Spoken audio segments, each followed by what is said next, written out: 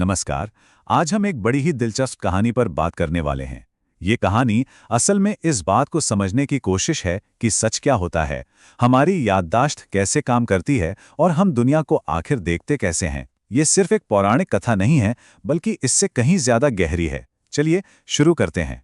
जरा सोचिए, क्या हो अगर कोई ऐसी कहानी जिसे हम सब सदियों से सुनते और मानते आ रहे हैं, उसे चुनौती देने के लिए कोई ऐसा शख्स आ जाए जो कहे, नहीं रुको, मैं वहां था और जैसा बताया जा रहा है वैसा कुछ नहीं हुआ था। बस इसी एक सवाल से हमारी आज की कहानी की शुरुआत होती है। तो सीन कुछ ऐसा है कि एक बड़ा सा हॉल है, खचाखच भरा हुआ है लोगों से, और एक बहुत ही ज्ञानी कथावाचक रामायण की कथा सुना रहे हैं। माहौल एकदम भक्तिमय है और प्रसंग चल रहा है अशोक वाटिका का। तो कथावाचक बता रहे हैं कि कैसे हनुमान जी अशोक वाटिका में दाखिल हुए और चारों तरफ सफेद फूल खिले हुए थे। बिल्कुल वही बात जो शास्त्रों में लिखी है, जिसे सब सच मानते हैं, शांति और पवित्रता का प्रतीक। और बस तभी जब सब लोग कहानी में एकदम डूबे हुए थे, एक जोरदार गरजती हुई आवाज आती है जो सबको चौंका देती है। सब कुछ एकदम से रुक जाता है, कथावाचक भी चुप हो जाते हैं और हर किसी की नजर उस तरफ घूम जाती है जहां से वो आवाज आई थी। और ये आवाज किसी और की नहीं, बल्कि खुद हनुमान जी की थी, जो एकदम तेजस्वी रूप में वहां प्रकट हो गए और उन्होंने सीधे सीधे कथावाचक को टोक दिया। सोचिए उस पल के बारे में, एक आई विटनेस सदियों पुरानी मान्यता को चुनौती दे रहा है। तो अब सिचुएशन ये है कि हमारे सामने एक सीधी दुविधा खड़ी है। एक तरफ है सदियों पुराना शास्त्रीय ज्ञान जो कहता है कि फूल सफेद थे, और दूसरी तरफ है एक आई विटनेस हनुमान जी जो कह रहे हैं कि नहीं, फूल तो लाल थे, तो सच क्या है। अब देखिए, कथावाचक हनुमान जी को पहचान जाते हैं तो वो उनसे कोई बहस नहीं करते, बल्कि बड़ी विनम्रता से एक अनुरोध करते हैं। हे पवनपुत्र, मैं आपकी बात मान लूंगा, पर क्या आप अपनी बात को साबित करने के लिए कोई और गवाह पेश कर सकते हैं? इससे मामला और भी दिलचस्प हो जाता है। और फिर जो होता है उसकी तो किसी ने कल्पना भी नहीं की होगी। हनुमान जी भगवान राम और माता सीता को पुकारते हैं, और अपने भक्त की पुकार सुनकर दोनों स्वयं उस सभा में प्रकट हो जाते हैं। सोचिए, पूरा हॉल जयकारों से गूंज उठता है। अब हनुमान जी सीधे माता सीता की तरफ मुड़ते हैं। वो तो परम साक्षी हैं, वो तो वहां थीं, और पूरे विश्वास के साथ पूछते हैं, माता आप ही बताइए, क्या वो फूल लाल नहीं थे? एक पल के लिए पूरे हॉल में पिन ड्रॉप साइलेंस हो जाता है। सबकी सांसें रुकी हुई हैं। हर कोई बस ये जानना चाहता है कि आखिर सच क्या है, सफेद या लाल। और तब माता सीता बहुत ही प्यार से मुस्कुराते हुए कहती हैं, नहीं पुत्र, फूल तो सच में सफेद ही थे।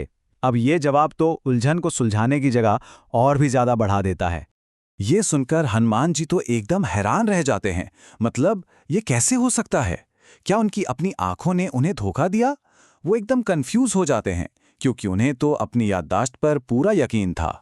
तो चलिए अब कहानी के उस हिस्से में चलते हैं जहां इस रहस्य से पर्दा उठता है।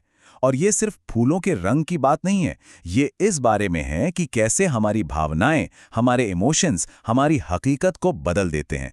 तो हनुमान जी की ये उलझन देख माता सीता बहुत ही प्यार से इस पूरी गुत्थी के पीछे का गहरा सच बताना शुरू करती हैं। और इस पूरे रहस्य की चाबी है एक शब्द में, रक्तवर्ण। इसका मतलब है, जब बहुत ज्यादा गुस्सा या कोई तीव्र भावना होती है तो आंखें खून की तरह लाल हो जाती हैं। बस यही है इस पूरी पहेली का जवाब।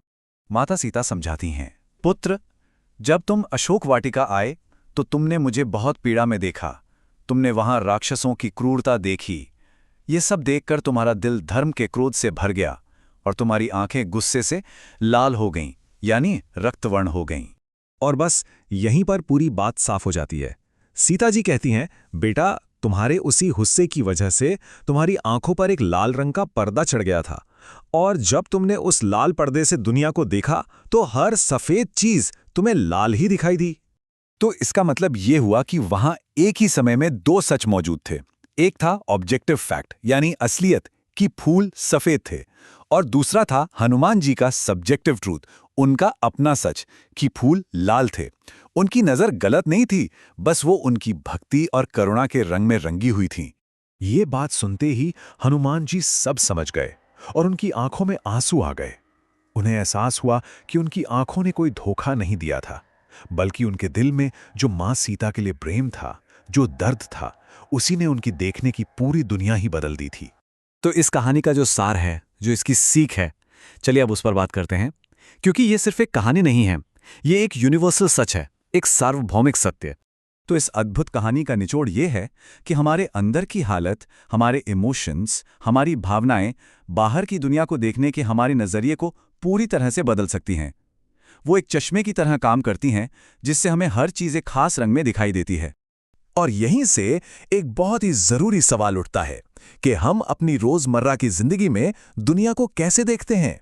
क्या हमारा गुस्सा, हमारी खुशी, हमारे पुराने विचार हमारी असलियत को कोई और रंग तो नहीं दे रहे हैं? ये एक ऐसी बात है जिस पर हम सबको सोचना चाहिए।